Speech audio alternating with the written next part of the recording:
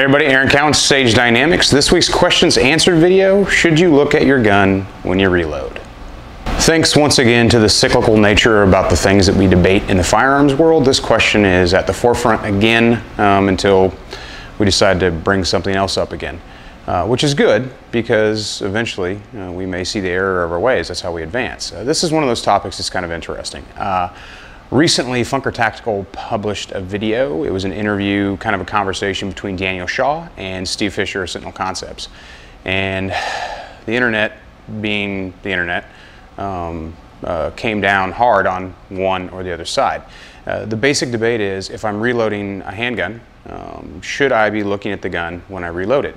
And the answer is, you probably won't have a choice. But before we get to that, let's look at the argument. The argument is that in a use of force, you shouldn't look at your gun because you'll take your eyes off your threat, which is actually, on the face of it, pretty decent advice. We don't want to lose sight of what's threatening us. But it ignores human nature and some of the things that occur under the catch-all term of stress, the stress that we're experiencing in the use of force. First, let's look at the actual problem. I am reloading a firearm, which means I have probably expended all or at least some of the ammunition that is in the firearm. No matter how fast you shoot, a small period of time has probably passed since that has happened. Under a sympathetic nervous system response, which is a system that regulates how we deal with stress when we're threatened, there's some kind of stimulating stress and the SNS system activates. One of two things can happen. One of them is, if it's a spontaneous threat, we may have a startle reaction. A startle reaction is going to be pretty cognitive and it may not even make sense. We're going to do something. But that startle response doesn't last very long. Like I said, it's precognitive, so it occurs before you can even rationally process what's happening to you. Let's say it's still a spontaneous threat, but you don't have a startle reaction. You're still going to react to the situation at hand. One of the things that the sympathetic nervous system does is it causes extreme dilation in the eye to let in all available light and for us to best process the situation that is occurring.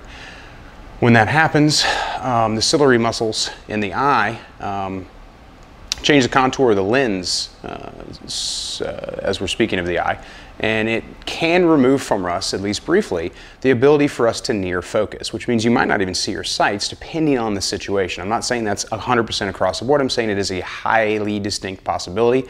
Very good anecdotal information out there from people who've been involved in uses of force who say, yeah, I didn't see my sights, or I don't remember seeing my sights, which is functionally to me the same thing.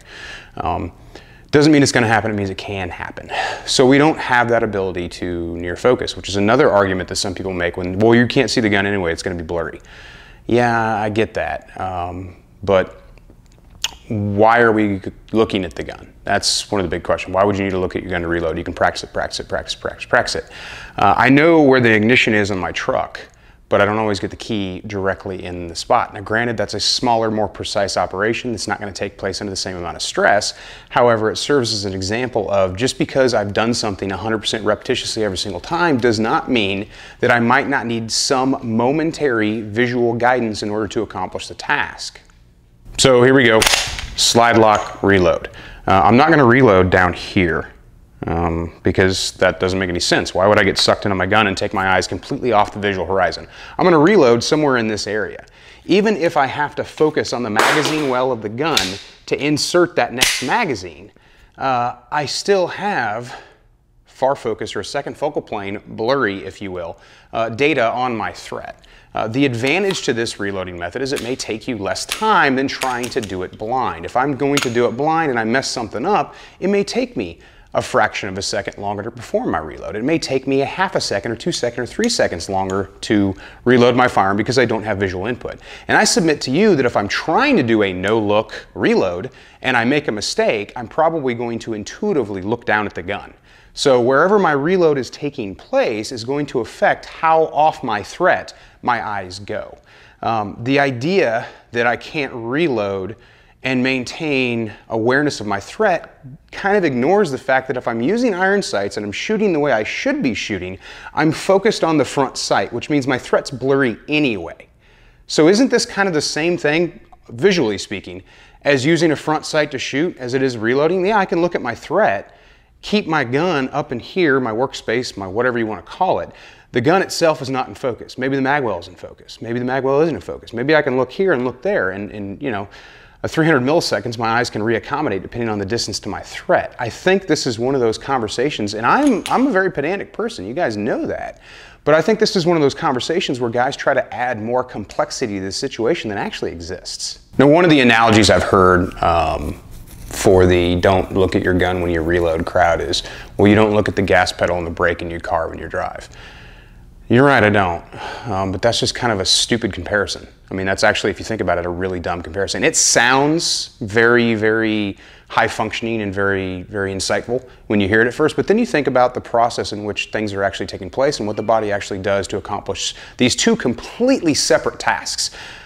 Gas and brake, almost 100% of the time, is going to be completely innocuous to what's going on, unless you have to, obviously, that 1% of the time, slam on your brakes to avoid from hitting someone. And I get that.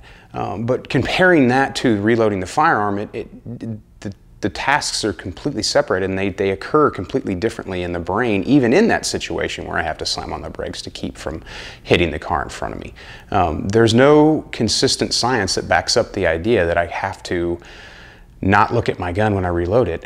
And I think you'll see if you look at a lot of the guys out there that teach, and a lot of guys out there with, you know, worlds of experience, some of them way more experience than me when it comes to shooting, there's nothing wrong with keeping the gun in your visual horizon, even if you don't focus on it, or taking that momentary, very, very like fractions and fractions of a second time to visually diagnose exactly where the magazine needs to go and then feed the gun in there.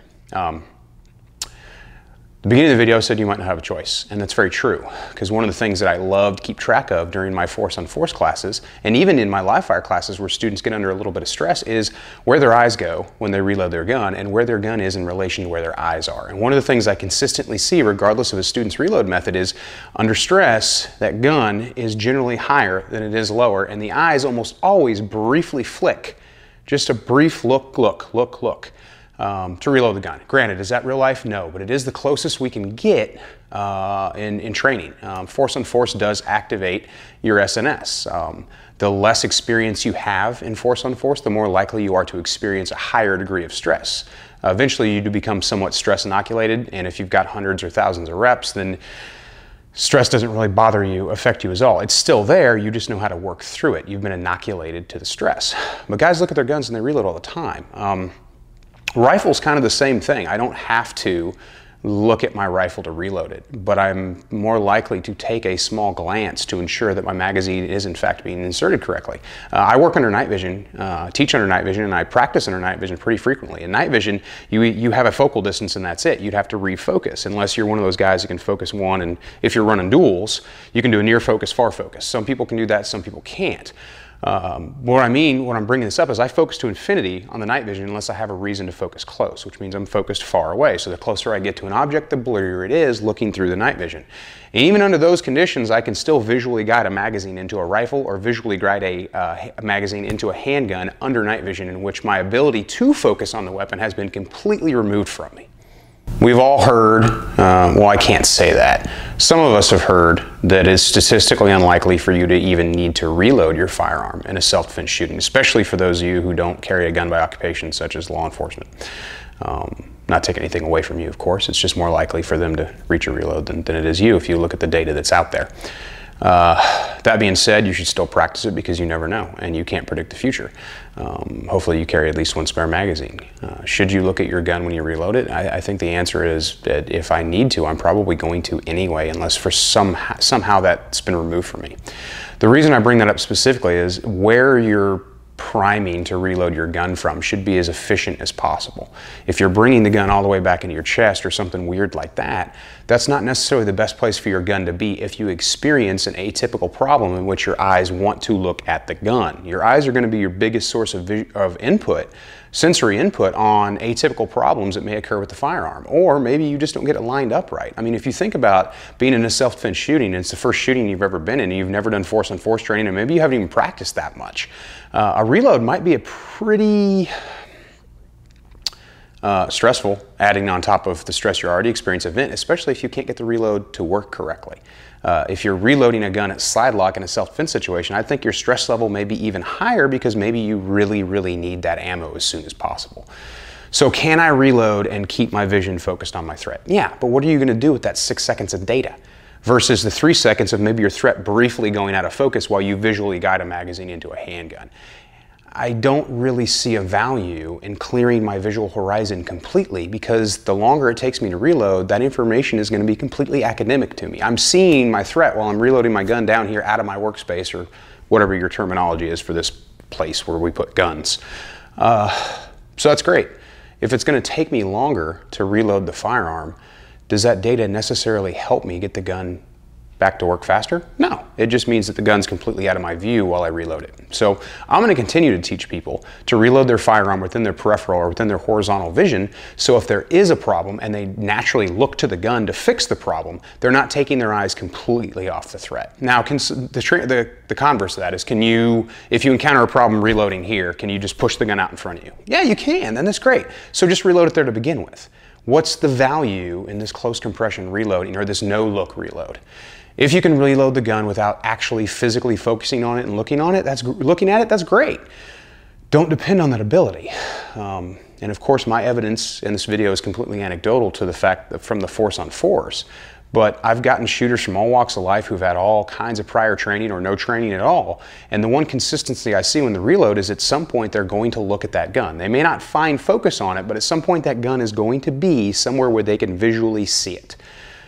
The old argument, don't put your gun up here because it'll block your view to the threat. I'm going to be well the fuck aware of where that guy is if I can see him before I begin my reloading process, because I was literally just pointing a gun at him before I hit my slide release or before I hit my magazine release to reload my gun because it had run out of ammunition that I just sent in his direction. If I encounter a malfunction, the same is functionally true.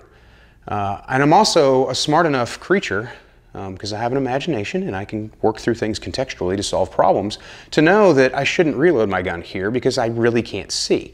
It doesn't make a whole lot of sense. So maybe I'd put it over here, put it over here. I'm actually capable of doing something no matter the situation in which my hands don't block my vision. That's amazing. It's almost like I don't have to be trained not to be a fucking idiot when it comes to where I put my gun to reload it. That's pretty amazing, isn't it? So I think you can see that this is a problem that kind of works itself out once someone actually stops theorizing and then looks at what's happened, what can happen, best practices, and gets out on the range or goes to a force on force class and experiences some of this stuff for themselves. So my opinion on the argument, or my opinion on the debate, actually it's an argument, let's call it what it is. It's going to become an argument no matter what. My opinion is, yes, you should put your firearm in a place where you can look at it if you have to. That place should be as advantageous as possible to keep you from taking your eyes completely off the visual horizon that you're working in. Should you look at your gun when you reload? If you have to, you're going to. So I think that about covers it. I'm Aaron Cowan with Sage Dynamics. Train accordingly.